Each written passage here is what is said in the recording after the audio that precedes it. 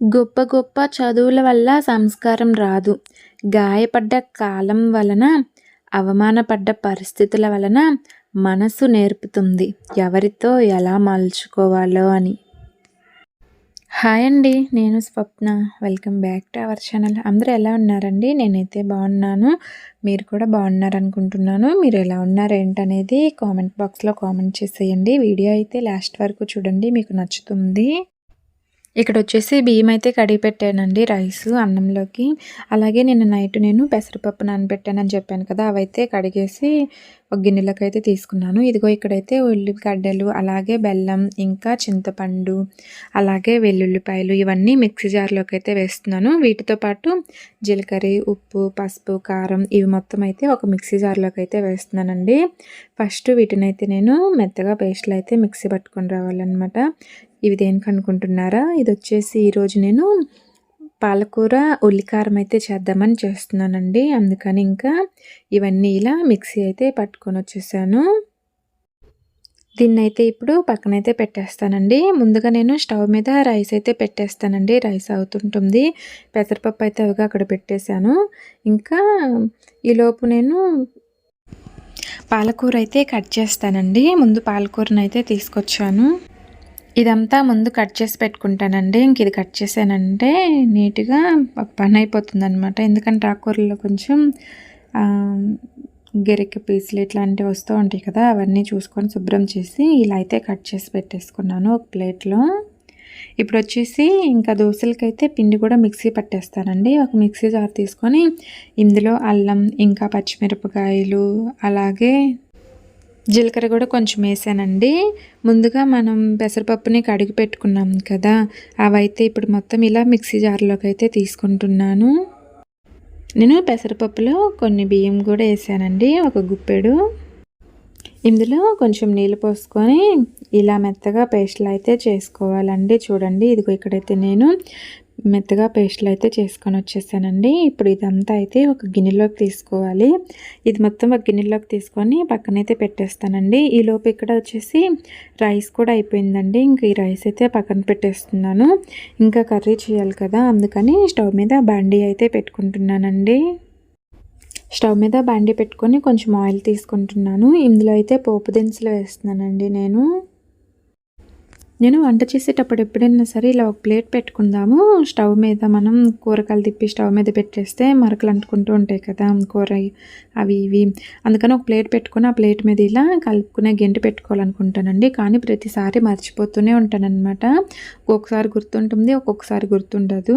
ఇంకా అలా స్టవ్ మీద పెట్టేస్తే మళ్ళీ ఆ స్టవ్ అంతా నీట్గా క్లీన్ చేయాల్సి వస్తుంది కదా. నాకైతే డైలీ ఈ పని ఉంటానే ఉంటుందండి. ఇదిగో ఇక్కడైతే నేను పోపు దినుసులు వేసాక ఇంకా ఎండుమిర్చి, అలాగే కరివేపాకు వేసానండి. తర్వాత మనం ముందుగా ఉల్లికారాన్ని మిక్సీ పట్టుకున్నాం కదా, ఆ ఉల్లికారం మొత్తం ఇందులో అయితే వేస్తున్నానండి. ఇందులో వేసిన తర్వాత ఒకసారి మొత్తం కలిపేయాలండి. ఇలా మనం ఇది కొంచెం ఏగేంత వరకు కలుపుకుంటూ ఉందాము. ఒక 2-3 నిమిషాలు అయితే అలాగే ఉంచుతామండి. నేను ఇక్కడ ఈ కూర చేస్తుంటే మా వారు చాలా భయపడిపోతున్నారండి. ఒకసారి మీరు కూడా వినండి, ఏమంటున్నారు ఏంటనేది మీకు కూడా అర్థమవుతుంది. ఎందుకో ఏమోనండి, మా వారికి అయితే ఉల్లికారం అంటే చాలా భయం అనమాట. అంటే మా వారికి ఇష్టం ఉండదని కాదు, కానీ అది తింటే నాకు హెల్త్ ప్రాబ్లమ్స్ వస్తాయేమోనని చాలా భయపడిపోతూ ఉంటారు. దీనికి ఒక కారణం ఉందిలంటే అది తర్వాత చెప్తాను.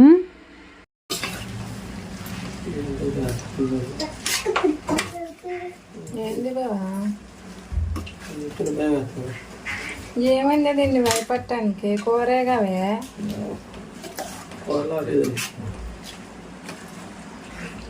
కూర చేస్తే నువ్వే నీకు యూట్యూబ్లో చెప్పినోడా?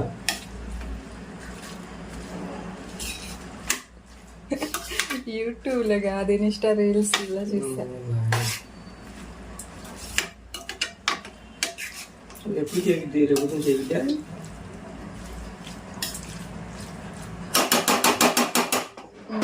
నీ యాత్ర సరిపోయింది.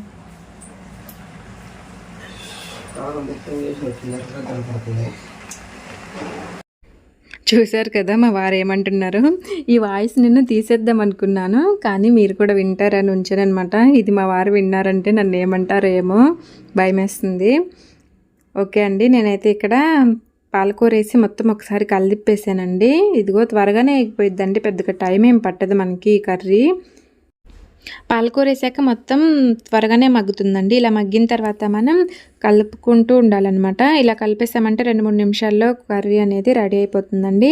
పాలకూర ఉల్లికారం అయితే సూపర్గా ఉంటుందండి టేస్టు. కానీ మా వారు అయితే చాలా భయపడిపోతున్నారనమాట. మా వారు భయపడ్డంత అయితే ఏం లేదండి, కారం కూడా కరెక్ట్గా సరిపోయింది. ఎర్రగా కనపడుతుంది అంటున్నారు కానీ టేస్ట్ అయితే సూపర్గా ఉందన్నమాట. కరెక్ట్గా సరిపోయింది, ఎక్కువ కాలేదు తక్కువ కాలేదు. కానీ మా వారికి కొంచెం భయం అనమాట. నాకు పచ్చళ్ళు కారం కొంచెం ఎక్కువ తిన్నానంటే నడుము నొప్పి వస్తుందండి. అందుకని భయపడిపోతూ ఉంటారనమాట. పచ్చళ్ళు కారాలు తక్కువ తిను అని చెప్తూ ఉంటారు. నాకేమో పచ్చడి కారం ఎక్కువ తినటం అలవాటండి. నేను తినేటప్పుడు పెద్దగా ఏం పట్టించుకోను అనమాట. తిన్న తర్వాత నాకు నిజంగానే వస్తుందండి, ఎందుకో ఏమో నడుము నొప్పి వస్తుంది అనమాట పచ్చళ్ళు కారాలు ఎక్కువ తినటం వల్ల. ఇది కూడా డెలివరీ అయిపోయిన కాడ నుంచి వస్తుందండి. అంతకుముందు నేను ఎంత కారం తిన్నా ఎంత పచ్చడి తిన్నా పెద్దగా ఏం అనిపించేది కాదు. కానీ డెలివరీ అయిపోయిన కాడ నుంచి ఎందుకో నాకు పచ్చళ్ళు కారాలు కొంచెం ఎక్కువ తిన్నానంటే ఇంకా ఆ రోజు కొంచెం ఏదో ఒక ప్రాబ్లం వస్తుంది అనమాట. అందుకని మా వారు భయపడిపోతూ ఉంటారు, తినొద్దు కారం తక్కువ వెయ్యి కర్రీస్లోనైనా సరే, ఇక పచ్చళ్ళు అయితే అసలు తినొద్దు అని అయితే అంటూ ఉంటారు. కానీ నాకేమో ఫస్ట్ నుంచి తిన్న అలవాటు కదండి, తినకుండా అయితే ఉండలేకపోతున్నాను అనమాట. కానీ మన హెల్త్ మనం జాగ్రత్త చేసుకోవాలి. మనకి ఏవి పడితే ఏవి పడవ చూసుకొని తింటూ ఉండాలి. మా వారు భయపడటంలో కూడా ఒక అర్థం ఉందండి, నా వల్లే అనమాట. మా వారికి ఎలాంటి ఇబ్బంది ఉండదు. నేనే కొంచెం పచ్చళ్ళు తిన్నా ఎక్కువ తిన్నా నాకే కొంచెం బ్యాక్ పెయిన్ అని కొంచెం ప్రాబ్లమ్స్ వస్తూ ఉంటాయి అనమాట. అందుకని తినొద్దు అంటుంటారు. అయినా నాకైతే అలవాటు అనమాట, తింటూనే ఉంటాను. కాకపోతే కొంచెం తక్కువ అండి. ఇంతకుముందు తిన్నట్టయితే నేను ఇప్పుడు ఈ మధ్య పచ్చళ్ళు కారాలు అయితే తినట్లేదు.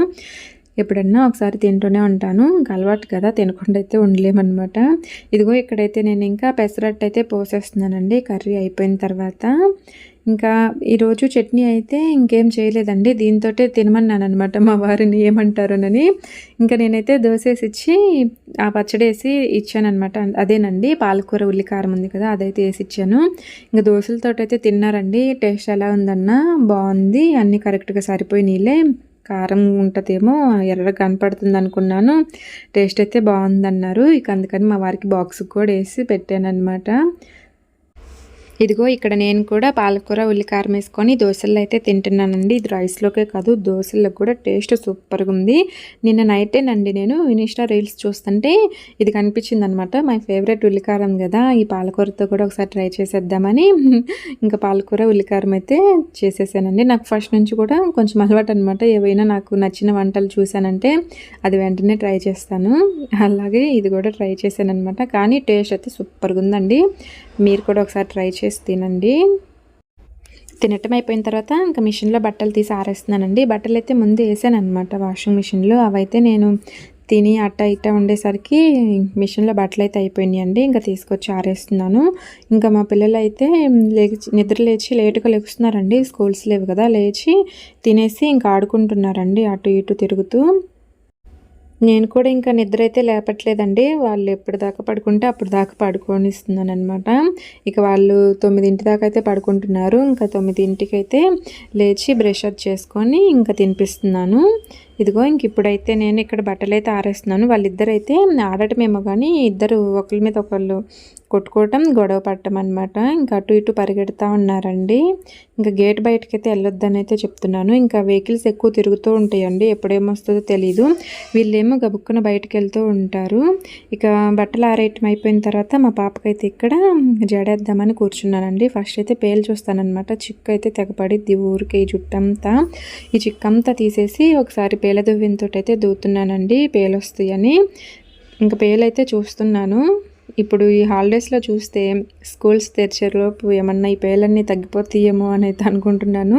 తగ్గుతాయో లేదో తెలియదు కానీ మొత్తానికి డైలీ ఒక అరగంట అయితే పేలు చూస్తానండి. నా చేతులు నొప్పులు వచ్చి మా పాప ఇంకొద్దు మమ్మీ ఇంక చూడొద్దు అనేంత వరకు చూస్తూనే ఉంటానన్నమాట. పేలు అయితే తెగ ఉన్నాయండి, అవి ఏం చేసినా పోవట్లేదు, ఎందువల్ల ఏమో. బాలింతలు పేలు చూస్తే పేలు తగ్గుతాయి అంటారండి.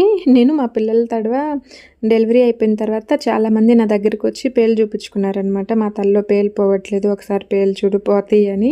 నాకు అలా తెలుసు అనమాట. బాలింతలు పేలు చూస్తే తగ్గుతాయి అంటారు. అది నిజమో అబద్ధమో నాకు తెలియదు, కానీ అలా అయితే అంటారండి చాలామంది.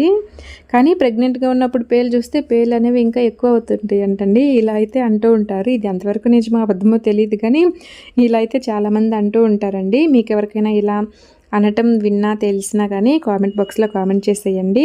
నేనైతే చాలాసార్లు విన్నాను అనమాట. మా ఊర్లో ప్రెగ్నెంట్గా ఉన్నప్పుడు పేలు చూస్తే పేలు ఎక్కువ అవుతుంటాయి అని అయితే అంటుంటారు. అదే డెలివరీ అయిపోయిన తర్వాత చూస్తే పేలు అనేవి తగ్గిపోతాయి అని అయితే అంటారు. దీని గురించి మీకు ఏమైనా తెలిస్తే కామెంట్ బాక్స్లో కామెంట్ చేసేయండి. ఊరికి వెళ్ళినప్పుడు ఎవరైనా డెలివరీ అయిన వాళ్ళు ఉంటే మా పాపకు కూడా ఒకసారి చూపించాలండి. తలలో పేలు పోతాయేమో చూద్దాము. ఓకే అండి, నేనైతే ఇక్కడ ఇంక గిన్నెలన్నీ తోమేస్తున్నానండి. మా పాపకి జడేసాను కొంచెం సేపు పేలు చూసి. ఇంకా తర్వాత ఇక్కడికి వచ్చేసి ఇంక గిన్నెలన్నీ తోముతున్నానండి. గిన్నెలన్నీ తోమేస్తే సగం పని అయితే అయిపోతుందన్నమాట. ఏంటండి ఈ సమ్మర్ హాలిడేస్లో మీ పిల్లలతోటి ఇంట్లో సందడిగా ఉందా, గోలుగా ఉందా, ఏం చేస్తున్నారు? ఇంట్లోనే ఉంటున్నారా, ఎక్కడికైనా ప్లానింగ్స్ చేస్తున్నారా, ఎటైనా వెళ్తున్నారా చెప్పండి. కామెంట్ బాక్స్లో కామెంట్ చేసేయండి. ఊరికి వెళ్ళారా లేదా, ఎంతమంది ఊరికి వెళ్తున్నారు, ఇక్కడే ఉంటున్నారు? కామెంట్ చేసేయండి అబ్బా. మీరు ఎక్కడ ఉంటున్నారు, ఏం చేస్తున్నారు, ఏంటనేది కూడా కొంచెం చెప్తూ ఉండండి. ఎప్పుడు నేనే చెప్తూ ఉన్నాను కదా, మీ గురించి కూడా నాకు చెప్తూ ఉండండి. మీరు ఎక్కడి నుంచి వీడియో చూస్తున్నారు ఏంటనేది కూడా చెప్తే నాకు కూడా కొంచెం హ్యాపీగా ఉంటుంది కదా. పెళ్ళిళ్ళు, ఫంక్షన్స్ అయితే ఇప్పుడు చాలా ఎక్కువగా ఉన్నాయి కదండి. ఇంకా April 29th నుంచి అయితే ఇంకా ముహూర్తం వస్తుందంటండి. పెళ్ళిళ్ళకి కానీ ఫంక్షన్లకు కానీ మంచి ముహూర్తాలు అయితే లేవంట. ఇది వచ్చేసి ఆగస్టు 8 వరకు ఉంటుందంటండి. 8 ఆగస్ట్ 8, 9 వరకు అయితే ఉంటుందంట. ఇంకా అప్పటి వరకు అయితే ఎలాంటి ముహూర్తాలు మంచి రోజులు అయితే లేవంటున్నారు. ఓకే అండి, నేనైతే ఇంక ఇక్కడ గిన్నెలు ఇవన్నీ అయితే తోముతున్నాను. వీడియో అయితే లాస్ట్ వరకు చూడండి, మీకు నచ్చుతుంది. వీడియో నచ్చితే లైక్ చేయండి, షేర్ చేయండి, మన ఛానల్ని సబ్స్క్రైబ్ చేసుకోండి. పక్కనున్న గంట సింబల్ మీద క్లిక్ చేశారంటే మన ఛానల్ నుంచి నేను వీడియోలు అనేవి పెట్టినప్పుడు మీకు నోటిఫికేషన్స్ అనేవి వస్తూ ఉంటాయండి. ఒకళ్ళు ఇలా అన్నారండి, ఎప్పుడు చూసినా కిచెన్లోనే ఉంటావా అని. నిజమేనండి, నేను ఎక్కువ శాతం కిచెన్లోనే ఉంటానన్నమాట. ఇంట్లో నుంచి బయటకైతే వెళ్ళను. ఎక్కువ ఇంట్లో ఇల్లు పిల్లలేనమాట నా ప్రపంచం. ఇంకో టైం అంతా ఎక్కువ వెళ్తూనే గడిపేస్తాను. చాలా తక్కువ అండి బయటకు వెళ్ళటం, షాపింగ్ కానీ ఏదైనా సరదాగా అటు ఇటు తిరగటం ఇట్లాంటివి అయితే చాలా తక్కువ అనమాట. నాకెప్పుడు కిచెన్లో ఉండటం, ఇంట్లో పనులు చేసుకోవటం, పిల్లలతో ఆడుకోవటం ఇదే అనమాట. ఇంకా ఎప్పుడన్నా బయటకు వెళ్ళాల్సి వచ్చినా కానీ పిల్లలతోటి వాళ్ళ డాడీతోటి అందరం కలిసి వెళ్తాం. కానీ ఒక్కదాన్ని అయితే చాలా తక్కువ అనమాట. ఫ్రెండ్స్ తోటి బయటకి అటు ఇటు తిరగటం అయితే పెద్దగా అలవాటు ఉండదు. నాకు నిజంగా ఇష్టమేనండి కిచెన్లో ఉండటం కూడా. మన వాళ్ళ కోసం వండి పెట్టడం, తిన్నవి కడిగి పెట్టడం ఇంతే కదా. నిజంగా హౌస్ వైఫ్ చాలామంది ఇంకేం పనులు ఉంటాయండి ఎప్పుడు కిచెన్లో ఉండక చెప్పండి. ఎప్పుడు కిచెన్లోనే ఉంటావా అంటే దానికి ఏమన్నాలి, సరదాగా అన్నారు, కావాలని అన్నారు తెలియదు, కానీ నిజం. ఎప్పుడు నేను కిచెన్లోనే ఉంటానండి. ఇల్లే అనమాట ప్రపంచం. బయటకు వెళ్ళటం అయితే చాలా తక్కువ. నిజానికి హౌస్ వైఫ్లో చాలామంది ఎక్కువ కిచెన్లోనే గడిపేస్తారండి. మా జీవితం సగం కిచెన్లో ఉన్న గిన్నెలు తోమటానికి, వంట వండటానికి సరిపోతుందనమాట. మీరు సరదాగా అన్నా అది మాత్రం నిజమేనండి. కిచెన్లోనే చాలా టైం అనేది మేము ఉంటామన్నమాట. ఎప్పుడు కాకపోయినా ఎప్పుడో ఒకసారైనా మాకు కూడా అనిపిస్తూ ఉంటుందండి, ఏంటి ఇంకెప్పుడు ఇలా కిచెన్లోనే ఉండాలా అని. కానీ ఏం చేస్తాం, తప్పదు. మనం నేనే కదండి, అమ్మ వాళ్ళు కానీ ఎవరైనా సరే కిచెన్లోనే ఎక్కువ టైం స్పెండ్ చేస్తూ ఉంటారు కదా. మామూలుగా ఒక హౌస్ వైఫ్ కానీ ఎవరైనా సరే, అమ్మ, భార్య లేదా ఇంకా వేరే లేడీస్ ఎవరైనా సరే కిచెన్లో లేకపోతే ఇంకా రోజు ఆ ఇంట్లో వంటే ఉండదండి. ఎవరు చేస్తారు చెప్పండి. ఎప్పుడు కిచెన్లోనే అంటే ఇంకేం చేయాలి? కిచెన్లో వండి పెడితేనే కదా మీరు ప్రశాంతంగా కడుపు నిండా తినగలిగేది, అవునా కదా. అప్పుడప్పుడు అనిపిస్తూ ఉంటుంది ఎప్పుడు మేము కిచెన్లో ఉండాలా, ఈ పనులే చేయాలా అని. కానీ తప్పదు, ఇంకేముంటుంది. ఒక రోజు తప్పించుకున్నా, 2 రోజులు తప్పించుకున్నా, ఒక వారం తర్వాత మళ్ళీ రొటీన్ అందరు చేసే పనులే కదా ఇవి, వండుకోవటం, తినటం. నాకైతే అంతగా బాధగా అయితే ఉండదండి. కిచెన్లో ఉండటం కూడా హ్యాపీ అనమాట. ఇక్కడైతే నేను ఇక్కడ మల్లె చెట్టు ఉందండి. ఈ మల్లె చెట్టుకి ఆకంతా దూసేస్తే పూలు వస్తాయి అని అయితే ఒక ఆంటీ చెప్పిందనమాట. ఇక అందుకని నేను ఇక్కడ ఆకు మొత్తం ఇలా తీసేస్తున్నాను. చేత్తోటి ఇలా కట్ చేస్తూ ఉన్నానండి. ఇంక ఇక్కడైతే పూలకుండి ఇది మల్లె మొక్కని కింద పడిపోయిందనమాట. ఇదైతే పగిలిపోయింది. ఒక పూలకుండి తీసుకొచ్చి ఇది మారుద్దామంటే అసలు కుదరట్లేదు. ఇక్కడ ఆకు మొత్తం ఇలా తుంచేస్తున్నానండి. పూలైతే బాగా వస్తాయంట.